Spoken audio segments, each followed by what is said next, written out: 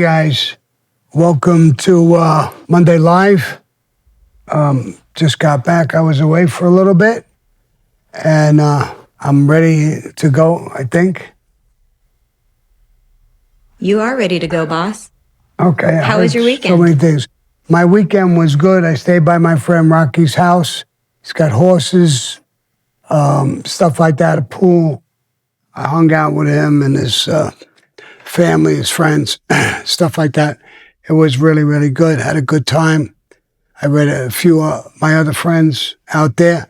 And on Sunday, I went to the Ocean Church where I was baptized. It was incredible. There were so many people who know me there now. People were stopping me, congratulating me, kissing me, hugging me. Really good people. And I didn't realize what kind of exposure I had there, but just a ton of people, men, women, kids too, were coming up to me. It was so cute. This one little blonde-headed girl, she must have been, I don't know, 6, 7, I'm bad at ages. And she was calling me Sammy the Bull, giving me a hug. It was great.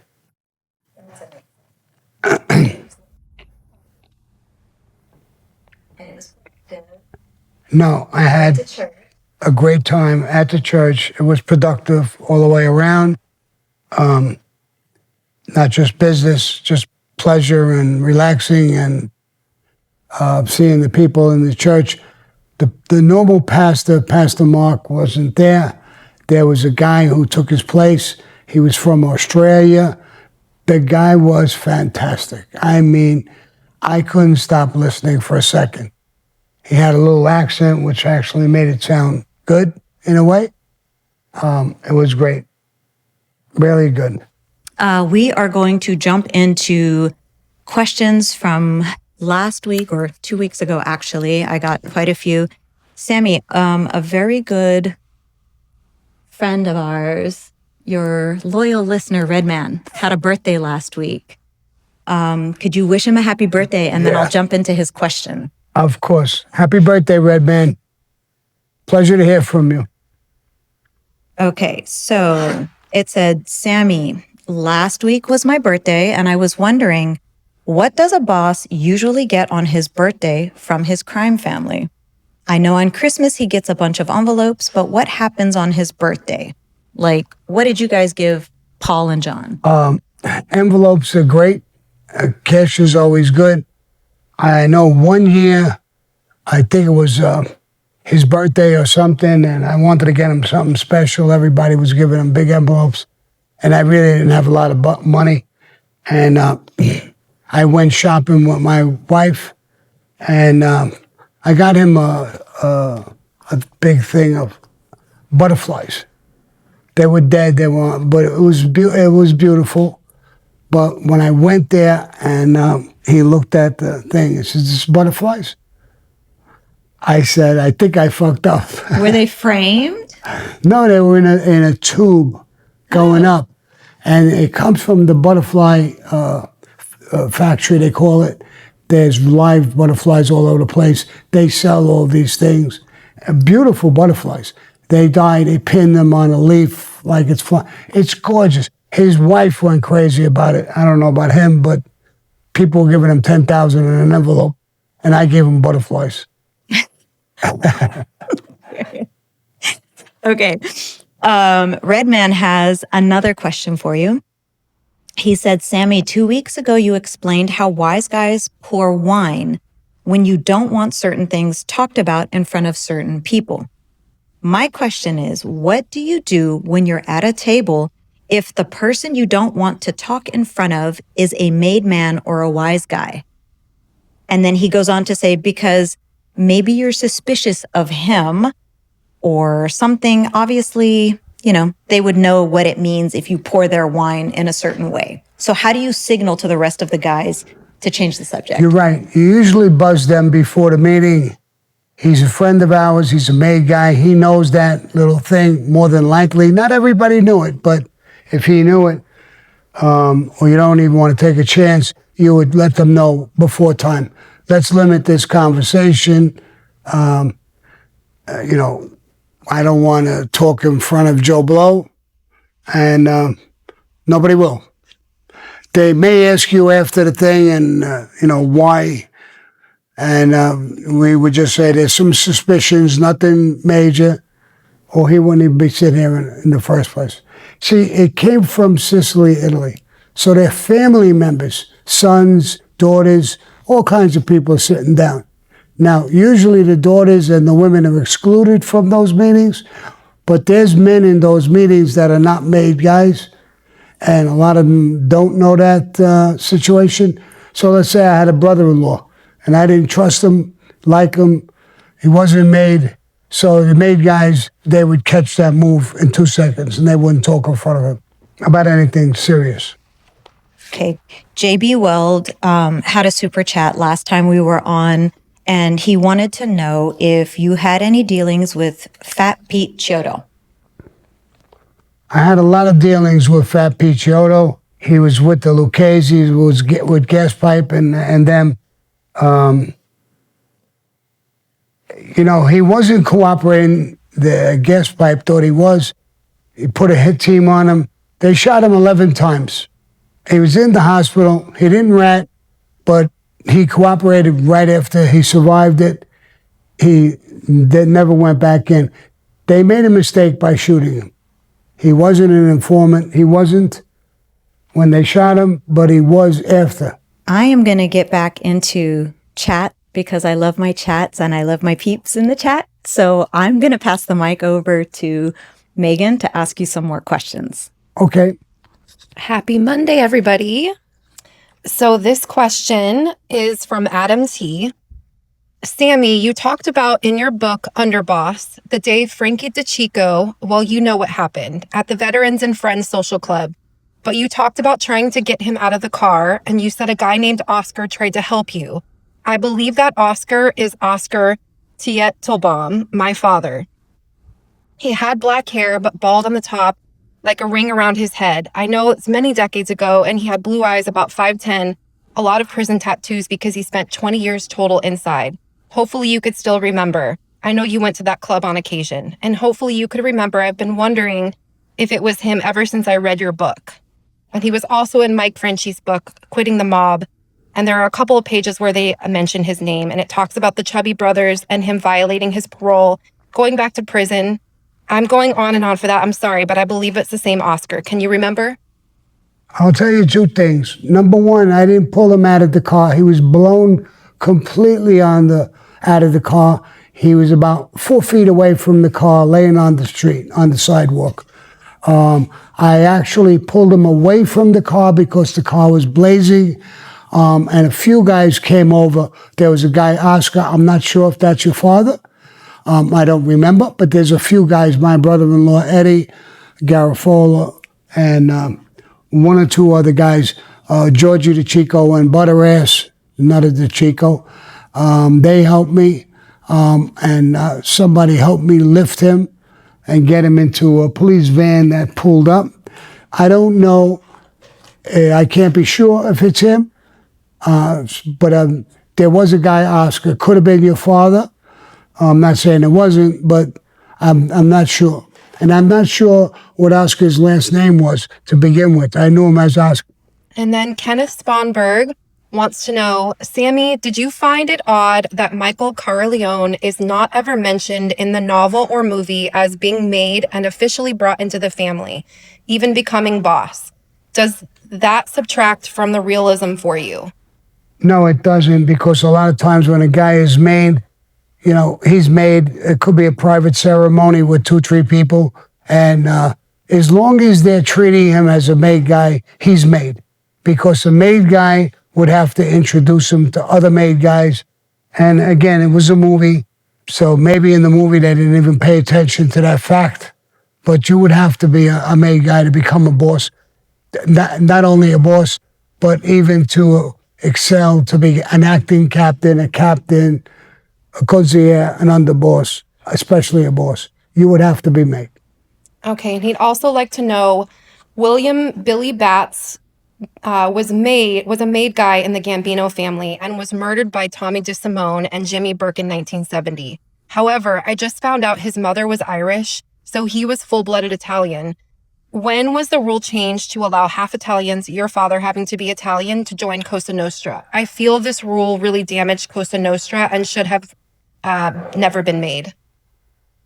I agree with you. And my reasoning for agreeing with you is it's like, I understand it's your father's name and your father is Italian. I understand where they went with that. And they went with that because a lot of guys who came into the country, they married Jewish, Irish, German. They married different people. So the mother was different. But you can't tell me that your mother doesn't have an impact on your life. She's there. She gave birth to you when you're sick, when you're in school, when you're in trouble. She has an impact on your life. So to say we'll make you because your father's Italian but not your mother, it's like your mother don't count. I don't think that's true. They wanted at least one part. So they gave it that. In other words, otherwise, everybody who married somebody who's non-Italian, you would never get made in this country. So they made a decision to do that. So at least on your father's side. Now, if somebody wasn't made on the mother's side or the father's side, or they weren't Italian, there's a lot of people who weren't Italian, they would be treated very, very good if they were special. They were hit guys. McIntosh was an Irish guy who was with Carmine Persico, toughest bastard you ever want to meet, loyal to a fault. He never got made, but he was treated as a highly respected man. Now, you got to remember, in the Mafia, I'm going to use this saying, that's my dog. You respect me, you respect my dog. And McIntosh was Carmine Persico's dog, and you respect that. So don't underestimate just because he's Irish or just because he's not made at all, that you can fuck around with him. That wouldn't happen. Carmine wouldn't let it happen. He wouldn't let it happen himself. So there's a lot of guys like that too. So they make little exceptions to certain rules. And then Hamilton would like to know, do you think it's the liberals that are funding the riots and the rioters in California? In my opinion, without a doubt. Okay. Nick N., when a country gets a new leader, they get to communicate with other leaders.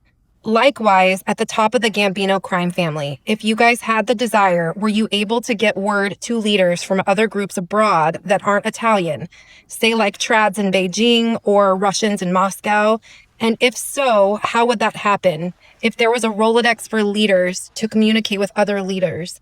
As a follow-up, you've talked about communication between the Gambinos and others groups before, but have you ever heard of the three groups meeting at once? Or that only something happens in the movies? Thanks, Nick. Leaders of different families meet. I'm going to give you a perfect example. The leader of the Westies, which was an Irish, pure Irish gang. I guess there were some people who might be mixed, and they met with Paul Castellano. So it's a leader of the Westies, which is an Irish mob, and they met with Paul Castellano in Tommaso's restaurant on 86th Street, right across the street from where Frankie the Chico was blown up. So they do meet on occasion. I know if you go back further and you go into some of the black mafias, the drug dealers, I can't think of all of their names, but they met with people and bosses. It depends on the people themselves. I know there was a problem with a Russian mafia guy who I knew and I talked for. I know Paul Castellano reached out to the head of the Russian mafia in Russia. They were going to whack this guy. I actually saved his life, but Paul did.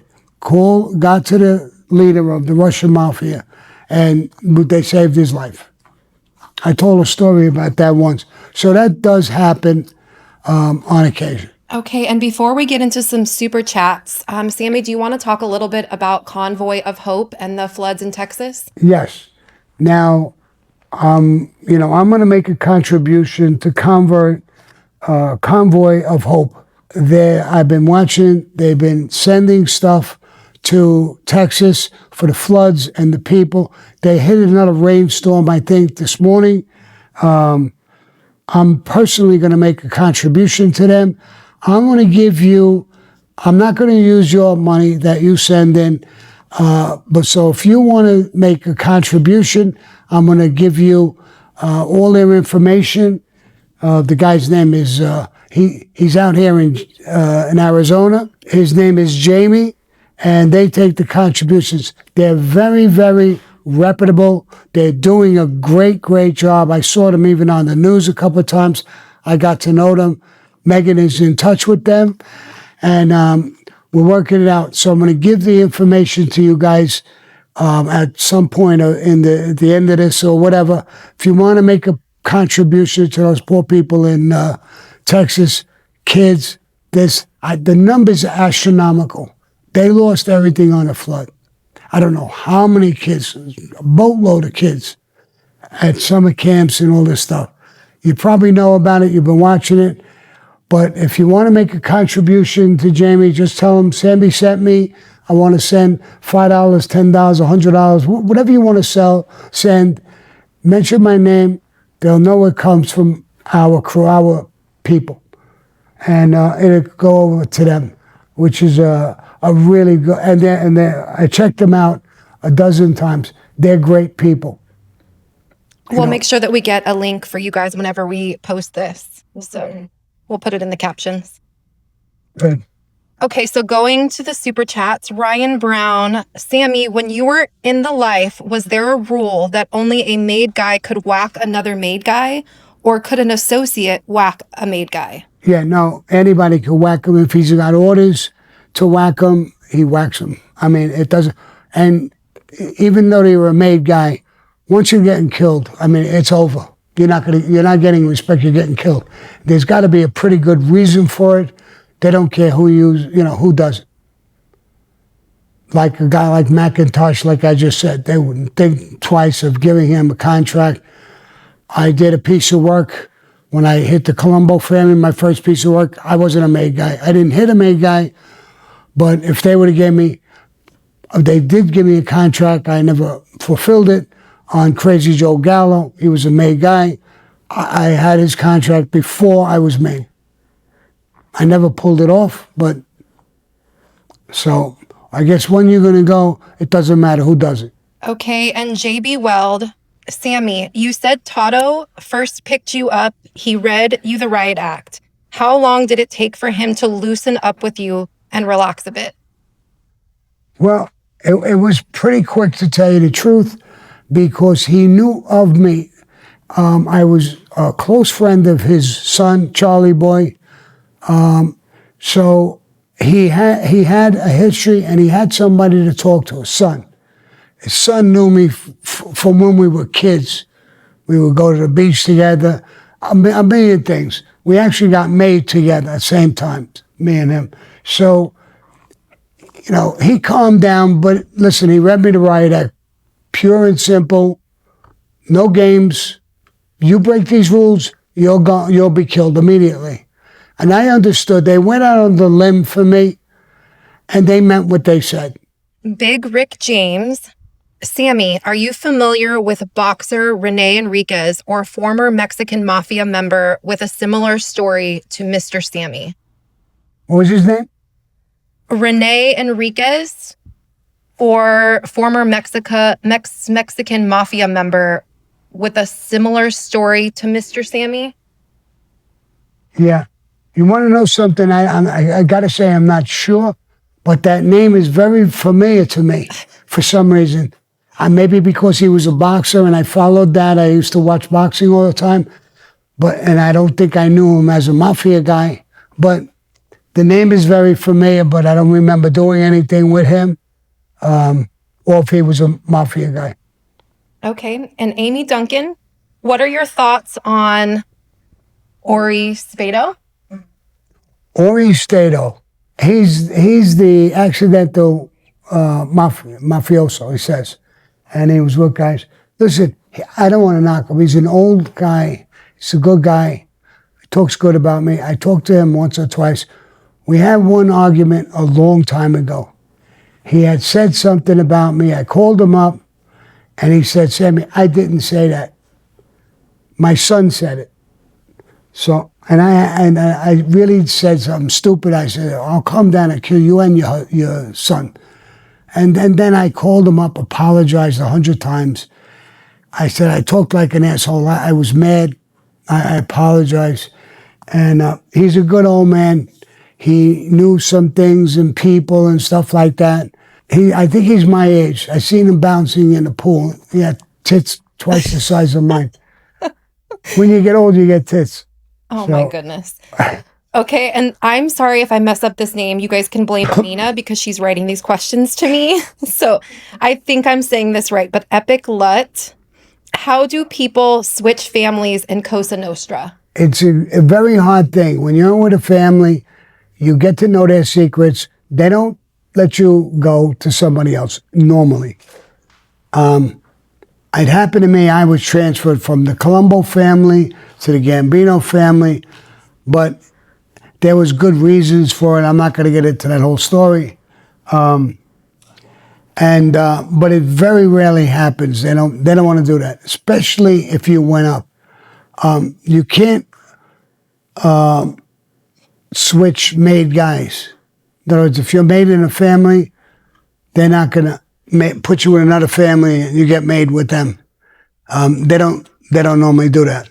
I know in the gallows, they called him the Kid Blast. He was one of the gallows.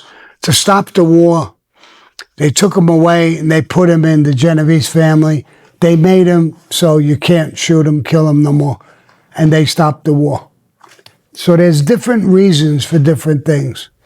It's, there's a general rule.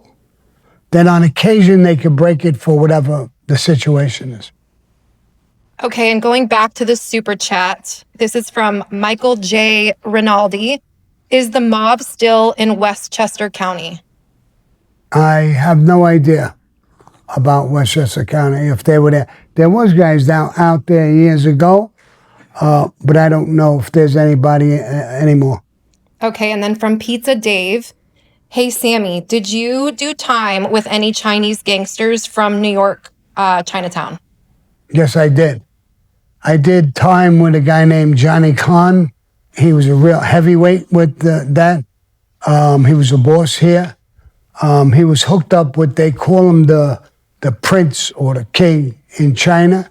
He was hooked up directly with him. When you go over the bridge to go to Manhattan, you hit Chinatown, there's a big, tall building with a Chinese writing on it. He owned that building. He was very wealthy. He was on the same tier with me, John Gotti, and stuff like that. He didn't like John Gotti very much, but I used to play cards with him, solitaire, and a few stupid games. And I got along good with him. Okay, and then Chaos Goblin. Sammy, was there ever a person in the mafia who tried to discourage you from joining the mafia because they didn't want that life for you? Nobody knew I was going to wind up in the mafia. I did that when I got out of the army. Of course, my mother and father didn't want me to be in the mafia, but they never sat down and said, I don't want you to be there and I don't want you to do this. They didn't know. When I got out of the military, I wound up hooking up with somebody in the street, in the Colombo family, Shorty Spiro and Carmine Persico. Not even a year later, I did my first hit. And a little time after that, I was in the war between the Gallows and Persico. And so, but they never knew any of that. Okay, and then Il Frago sent you a nice little donation. Thank you, Il Frago. And then JB Weld in the super chat, did Roy know Nino and others called him the Rooster? Who, Roy? Roy DeMeo? It just says Roy. Roy no Nino. Maybe he did mean Roy DeMeo. But he put, did Roy know Nino and others called him the Rooster? If it was Roy DeMeo, I don't think they knew. I don't think he knew. I don't think he would have liked that name. All right. And then Andrew Munns. Sammy, what do you think you would have done in the legit world if you never joined the mafia? I may have been a doorman at a fancy nightclub or something. I really don't know what I would have done, what I would have became. I know one thing, I was dyslexic, and it really, really fucked me up in school. So if I wasn't, I think about it on occasion, if I wasn't dyslexic, I don't know if I would have went to college. Listen, I'm not smart, I'm not stupid. I've opened all kinds of businesses, did all kinds of things. In my life, no matter what I've done done very well for a guy who never got out of the 8th grade. So I don't know if I would have went to college for 4 years and this and that. I don't know what I would have been. I talk a lot now. Maybe I would have been a lawyer, maybe a doctor. I really don't know. But it didn't happen. You think about it for a short time. Somebody says, hey, Sammy, what? And I forget. I don't think about it no more. Hey, guys. This is Matt, the audio guy from the last couple of lives. I'm running the TikTok today. Yeah, Sammy, we got a couple questions on TikTok. They're popping up all over the place. Sherry Yolanda, did the Italian mob get along with the Mexican cartels? On occasion, yeah. I'll tell you when the Italians and the Mexican really got along very well was in prison, because we were both minority groups. When there was a racial problem or something, they always stuck together. My grandson is part Mexican, so I mean, there's a lot of interactions with the Mexicans and people like that. Yeah. Acuna Matata says, what did you think about the Albania Mafia? They were a tough crew. You know, those crews get very tough. There's wars in their country. Kids grow up in the middle of a war. They become very tough. And I knew some Albanians who came here to this country that were pretty tough guys. There was a real tough guy around, Frankie Lacasio was Albanian. I can't think of his name. And but a real tough guy. That A-Light is Albanian.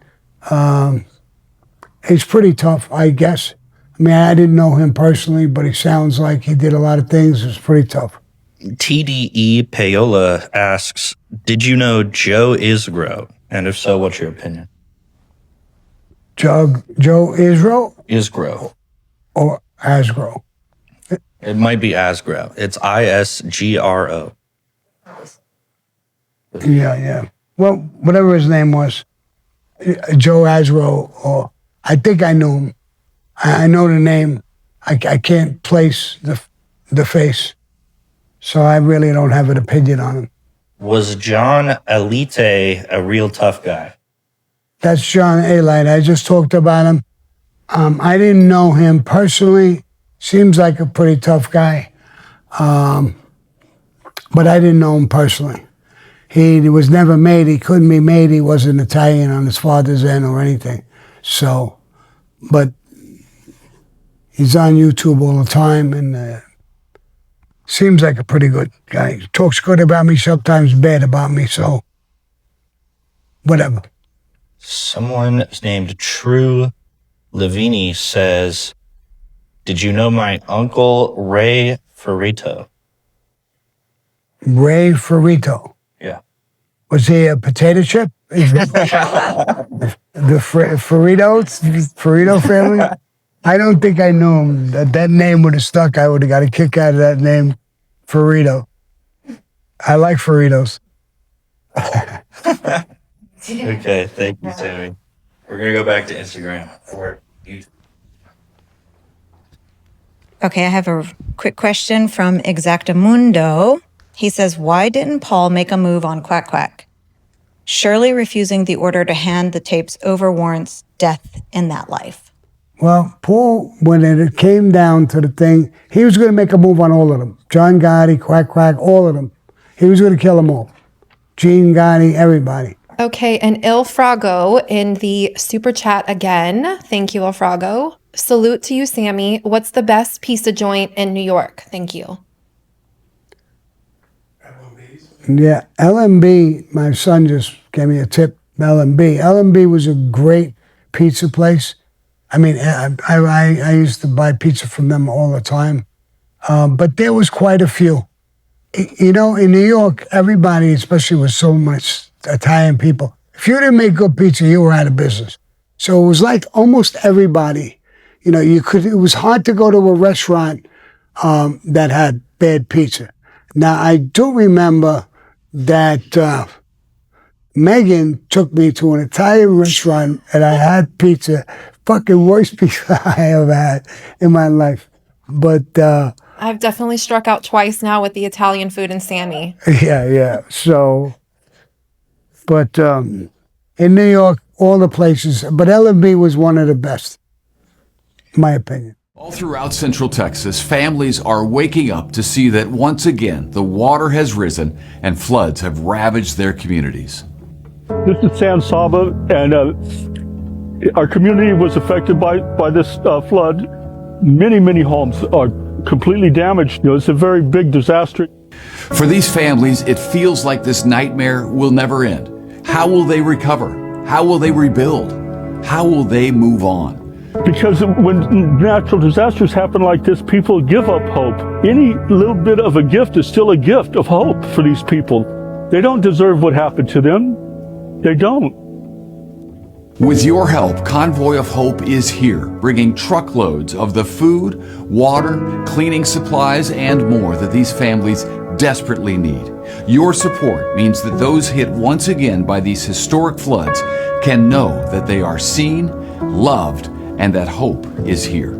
Convoy of Hope out here, they've been here very supportive of us. They made this happen. They came to our community when we needed them. Join us as we come alongside the most impacted communities at their darkest moments. Together with you, we will be here for the long haul to make sure that hope is delivered where it's needed most.